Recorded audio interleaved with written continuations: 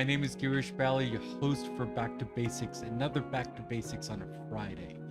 Now, today's episode is all about nutrition, protein diet, nutrition, protein diet. Oh, wait a second. Did I say that again? Yes. But that's all we're going to be talking about. But we're going to talk about the goods and the bads and the bads and the goods and go into the basics of it as how much is enough, how much is not enough, and we'll go into that basics. So today I have Mallory on the call and on video, I should say. And she's amazing. I've talked to her for many weeks so far, and she's given me some guidance on that. So Mallory, thanks for coming on my show.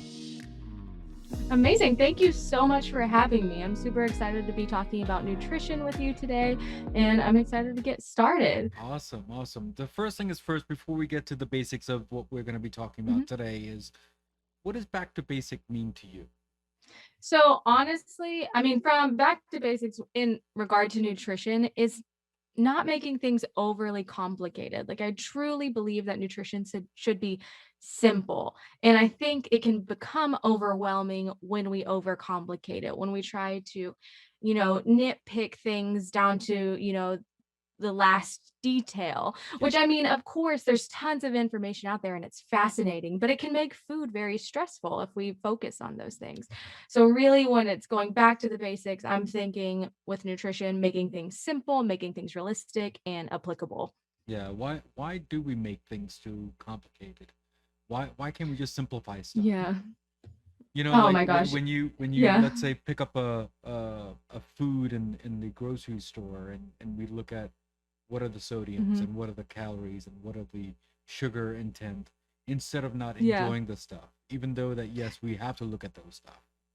Yeah, for sure. And it's things like, of course, look at those things, pay attention to ingredients. But like if you're having like a cupcake out every now and then, that's not gonna ruin your overall health. If you're having cupcakes 10 times a day, that's going to produce a negative health outcome, Sure, right? sure. But if it's what we do consistently, so if we're just focusing on consistently putting quality foods into our diet, so lean proteins, healthy fats, complex carbohydrates, fruits and vegetables are the biggest thing that we should really have no limits on. If we're doing that consistently, that's what's going to produce our health outcomes. And then the other things can fit in moderation, of course, which is a lot less stressful than thinking like, okay, I need to count every single thing I put in my body. I need to make sure I'm getting like this specific amount. Of course, there are amounts and ballpark ranges that we can focus on and talk about and things like that. But should we have a diet that's like completely protein? Should we have a diet that's completely carbohydrates or completely fat? No, absolutely not. We should be trying to get some of each macronutrient, but we just do tend to overcomplicate things and stress over foods when it's like food should be enjoyed, right? It's such Sure. a social thing. It should be so So, enjoyable. so Mallory, when Mhm. we are obviously we're in the holiday season, and we're Yeah. we're we're talking about food and Yeah. Thanksgiving and Christmas, and I guess even Mhm. Halloween, because that's part of sweets, right? Yeah. So so now the question is that, is there a different dietary or nutrition that we should focus on holiday versus Mhm. summertime? So when we're talking about the holidays, you said exactly it. There's going to be holiday parties, there's going to be holiday events, maybe trick or treating. There's going to be places where there are a lot of sweets or a lot of foods that we don't eat day to day around us. And I think that it's not necessarily our nutrition changes, it's just really learning how to navigate those areas and knowing how to navigate those times of the year. Because what typically happens is, well, for a lot of people, is they kind of like fall off the wagon is what people say, and then they'll kind of go crazy that last end of the year, and then they're like January 1st I'm a new person, and it's a cycle. So the idea is like, how can we break the cycle? How can we do something that's applicable, that is realistic, and that's something we can maintain without having this like, okay, the end of the year is lots of food, lots of butter, lots of sugar, and then the first of the year I'm only eating kale, or you get the extremes. Yes. So, Mallory, think of this way. Let me come Yeah. up with an analogy. Let's say Okay. I have a wedding that I have to go to this Saturday. Okay. So, do I indulge on the food for Saturday event, Hmm. or should I control my diet Monday through Friday and Hmm. then enjoy my Saturday? Okay, great question. So I definitely think, like I said, consistency is key. So those foods that we're putting into our bodies consistently, those matter for our long-term health outcomes. However, on Saturday, this is my number one advice when we're talking about holiday parties or events is on the day of the event, before the event, eat normally. Like eat your normal morning routine. Eat, make sure you get breakfast and lunch. And then when you're at the event, enjoy.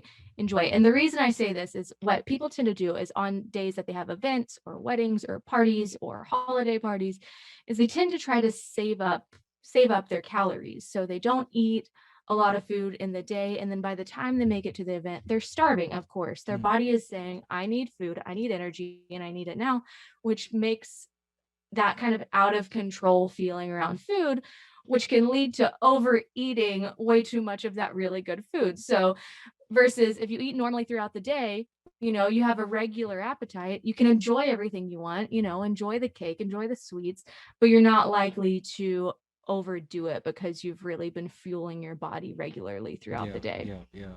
So, guys, I just wanted to explain here. Mhm, Couple of, I don't know how many weeks back or mhm, months back when I had this episode, it was something to do with holistic healing. So, guys, don't mhm, quote me on which episode it was, but it was a holistic healing. But mhm, what we came up with is, and what Mallory's coming up with is one thing, which is eat in moderations. That yeah, is the key. So mhm, Mallory, I think that is the key, and I think in that yeah, episode when I spoke with one of the holistic healers, they mhm, she also mentioned the same thing. So yeah, basically, what I came up with the conclusion of health and eating nutritiously is mhm, you have to eat in moderations. For yeah. example, people they say spinach is good for you, but that does not mean that you're gonna take a whole full can just like Popeye did. But you have to have in moderations. Yes, absolutely. But I mean, also on the flip side of that, one way to navigate that, because a lot of times people, I mean, a lot of times what happens is we can feel like if we're eating, focusing too much on only eating like healthy or nutritiously, when we're around those foods that are considered unhealthy, we feel, like I said earlier, maybe out of control, or like this is a big one, or like we have to finish the whole like box of cookies. It's like, That's right. yeah, I don't know if you've ever seen somebody be like, I can't just have one cookie, I need to have the whole box. But that's really a result of restriction. It's from saying I can't have cookies at all. I'm never having a cookie. So when Yeah. they have the opportunity, they feel like they need to have as much as possible Mm. because they think that they're not going to, or we think, I mean, I've definitely been in this position plenty of times because we really think that we're not going to have an encounter with that food again. So we're thinking, okay, I'll eat all 12 cookies and then I'm not going to eat cookies again for a long time or whatever the food is. Yeah. And so the flip side of that is just like you said, moderation, like having a cookie. Maybe you have one cookie 3 times a week, and that's like your treat. And that's fine. If the rest of your diet is nutritious, that can totally fit in your Yeah, routine. but there are some people like me, will be like uh Joey on Mhm, Friends who keeps on eating and eating and eating and then finally he changes his mhm. genes to like a maternity genes. So yes, Yeah. moderations is definitely the key when it comes to holidays. Mhm, Um, mhm. so Mallory, let me ask you a question. So how much Yeah. or too much of protein, is it good or bad or what do you think? Yeah, so that's a great question. So there is a range of protein that's like the recommendation for all of us, and that is zero point 0.8 to 1 gram per kilogram of body weight. So if you do that math for yourself, you're probably going to get a much lower number than expected. And this is just for the normal healthy individual. I'm not talking about like an extreme athlete here. Their protein needs would be higher. Sure. And so when we're talking about protein, whenever we have too much protein, essentially it just makes it harder on our kidneys because our kidneys are what's, digesting and processing the protein. So, it's good to get in that range. It's fine to go a little bit over. I know plenty of people who do go over their protein ranges, but yeah, as far as whenever you're eating protein, if you're eating too high amounts, that's what we can do is we just put a lot of pressure on our kidneys to overwork when it's not necessary. Yeah, yeah.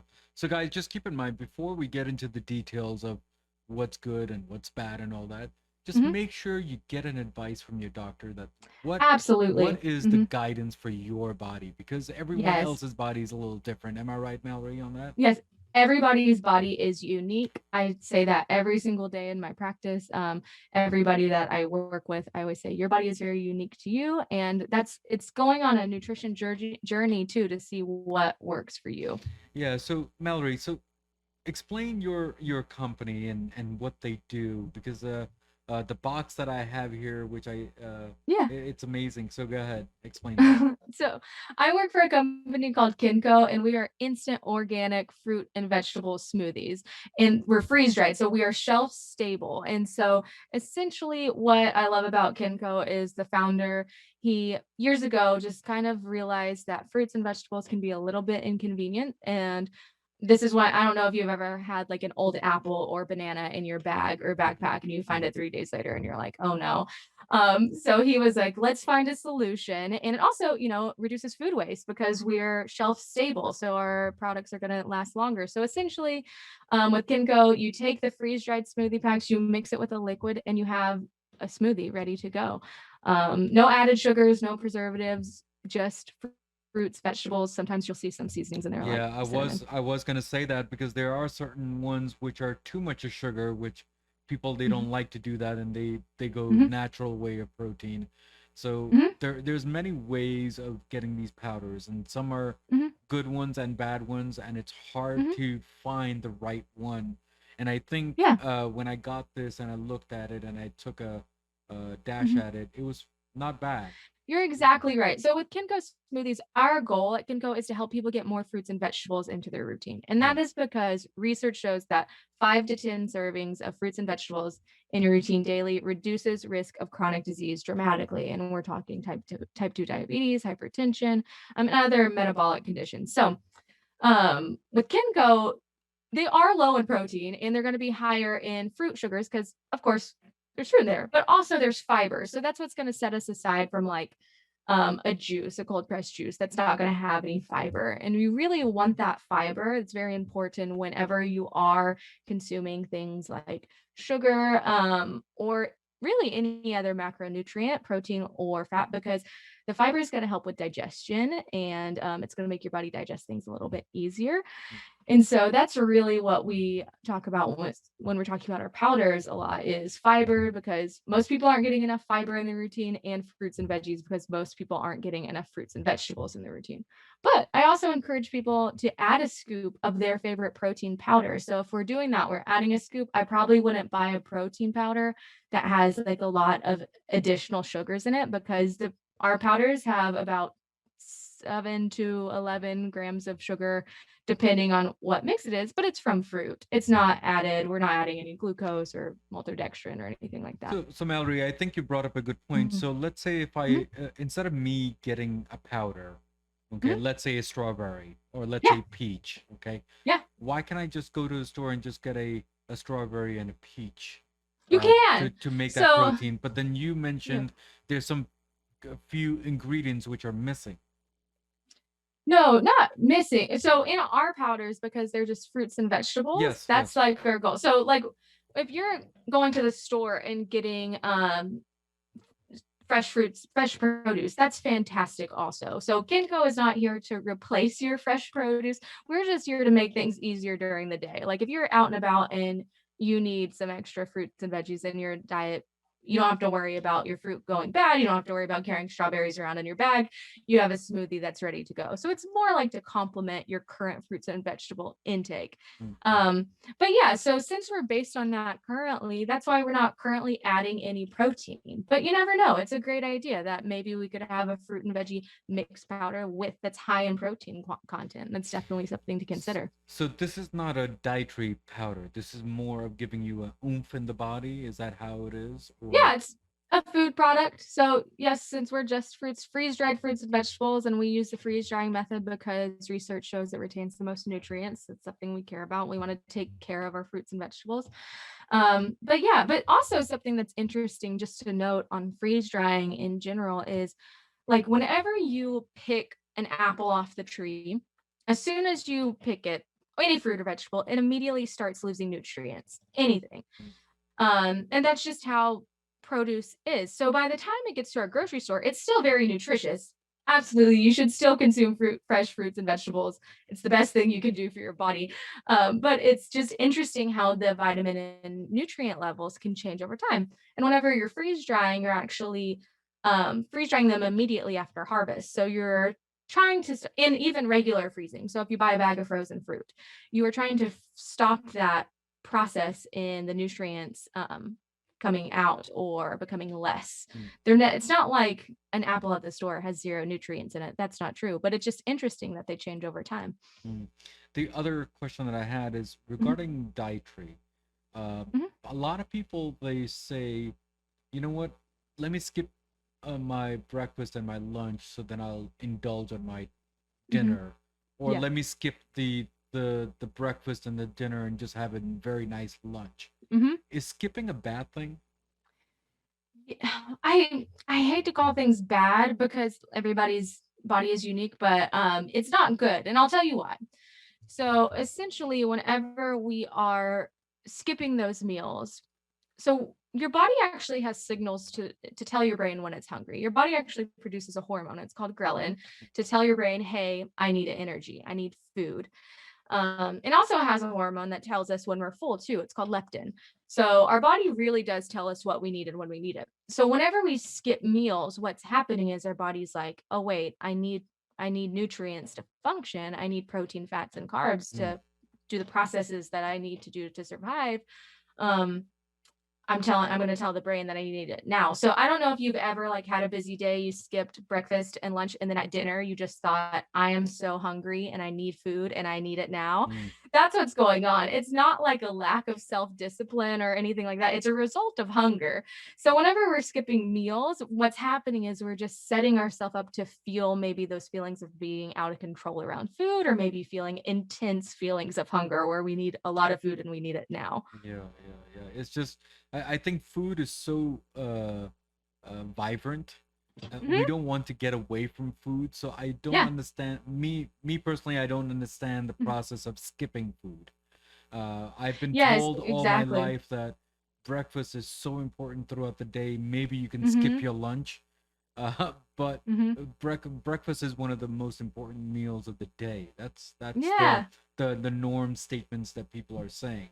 Uh, yeah. do you go by that statement also, or? Yes. Yeah, so I absolutely am always saying eat regularly, and eating regular can look different for everybody, but to me, I'm a breakfast, lunch, and dinner, and maybe a snack in between, maybe 2 snacks that day, just eating regularly, because if we think of I think that there's a lot of talk around, calories, and we should have our calories at 1,200 calories, which is not enough calories. That's like the amount of calories maybe a toddler should consume in a day. But if you look at what calories are made up of, which are macronutrients, proteins, fats, and carbs, those are the things that our body needs to function. And so when you're restricting those macronutrients, you're restricting your body from the things it needs to perform at its best. Yeah. And so whenever we're skipping meals, maybe if you're eating like a really abundant breakfast and a really abundant dinner that's holding you over in between. Um, but again, it can just lead to those moments of extreme hunger. It can lead to feeling, not energized throughout the day because your body needs those nutrients. So for me, the easiest, most simple way to help people is say regular meals throughout the day. But but the other question that I had is that Mhm. when you have let's say I'm just making it up. Yeah, go for it. So let's say we have a 700 calories of salad.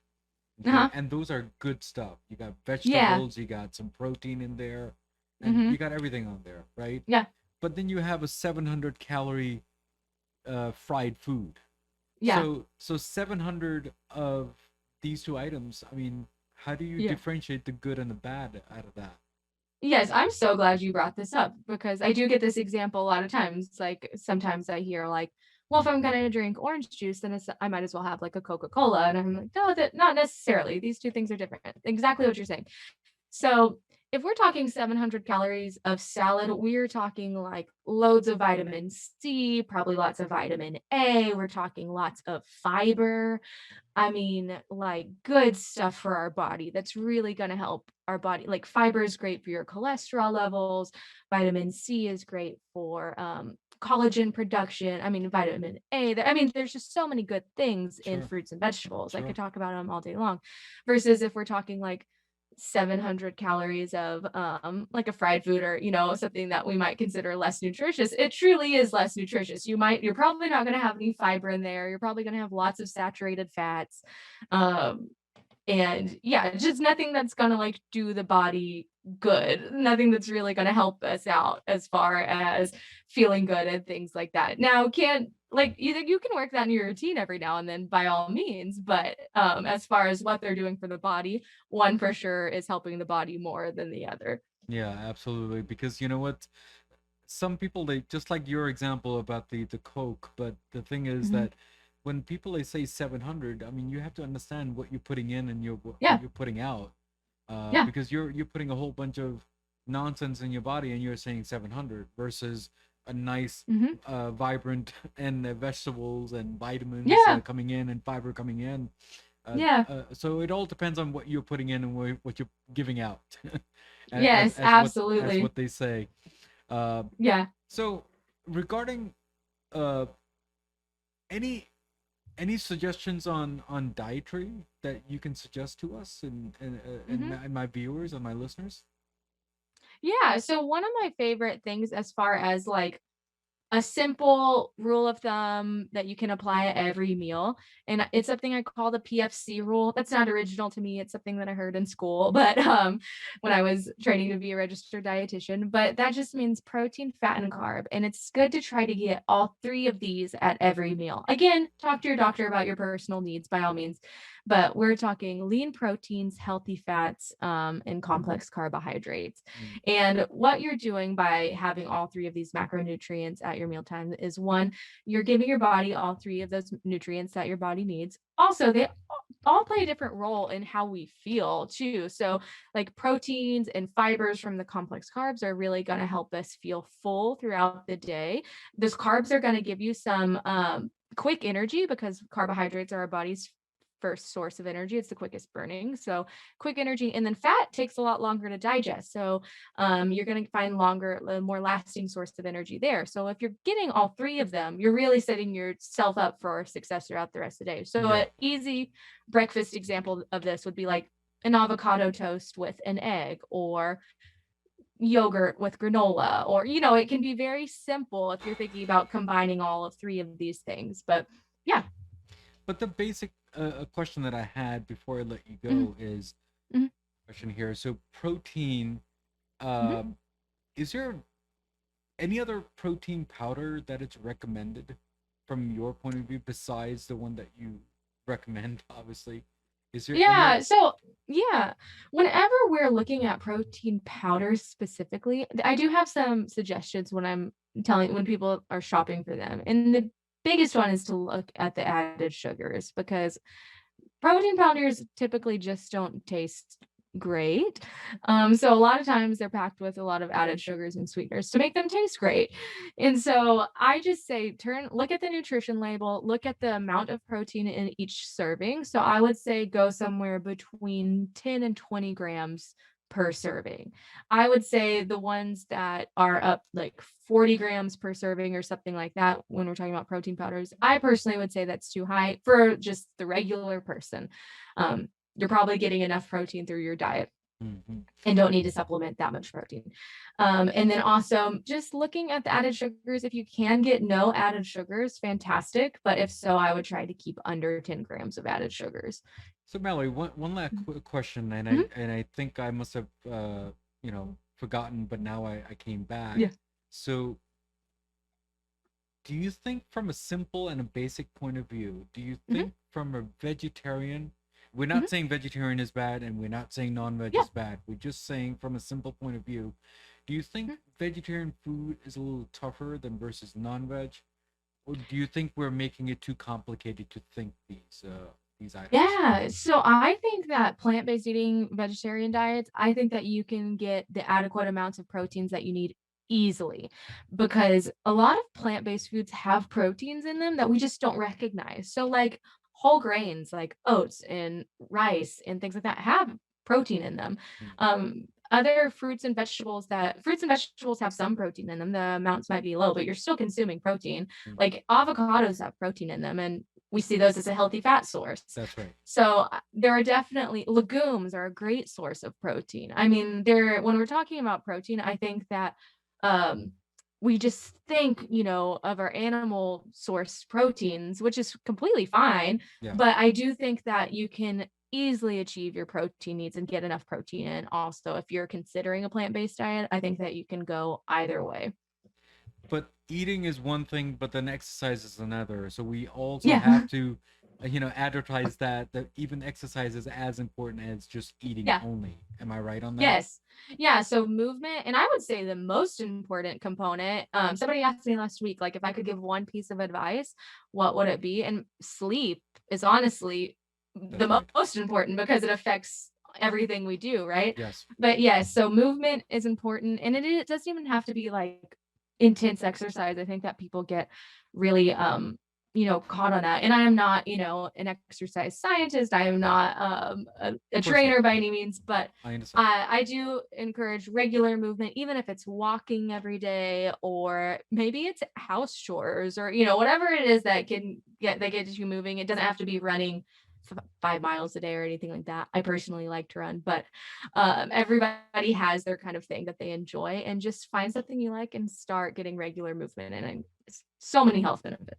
Yeah. So Mallory, thank you so much. I mean, you've given us so much insight on protein diet and what to eat, what not to eat, and moderations and all that detailed stuff. So Mallory, before I let you go, any last words that you have for Back to Basics? Well, I just want to thank you so much for letting me come on here, inviting me on to talk with you. And really, when it comes to nutrition, like I said before at the beginning, is not being overwhelmed. Go, like you said, to the basics, make the nutrition as simple as possible, focus on getting those quality foods in your diet regularly, and you're good to go. Well, Mallory, thank you again for coming on my show and making this show bright. And thanks. And I'm so honored that you're on my show. Thank you so much for having me. Glad to be here. Thank you so much. So, guys, we spoken with Mallory, right? We spoke about the details of the protein diet, nutrition diet, and moderations. She's not saying that nothing is good. Everything is no good. What she's saying is to take in moderations, and that's the key. It does not mean what you eat and how you eat and cut this down and no food during the wedding times or anything like that. Moderations. So guys, as usual, as always, there is a quote of the day, and the quote of the day is, some people when they see cheese, chocolate, and cake, they don't think of calories. What does that mean? It means you can indulge on everything, but just in moderation. So guys, as usual, as always, at the end of the episode, what do I always say? Remember, everything in life goes back to basics, and that's what we did today. Guys, take care. God bless. Keep on subscribing. Good or bad comments, either way, it will make my show stronger and stronger, and I'm not going anywhere. So guys, take care. God bless, and I'll see you next week. Next week's episode on Back to Basics. Because I saw people around me getting sick and becoming ill and just having, different challenges. And something inside of me, an intuitive part of me, told me that there's a way to resolve these things without just immediately going to medicine. In some cases, you do have to go to a doctor and get on medication. But in most cases, I would say probably 80% of the health and wellness issues we deal with can be resolved without medicine. But a lot of people don't know that. So that's why I wanted to bring that information out there so people can start healing themselves and stop looking outward for resolution.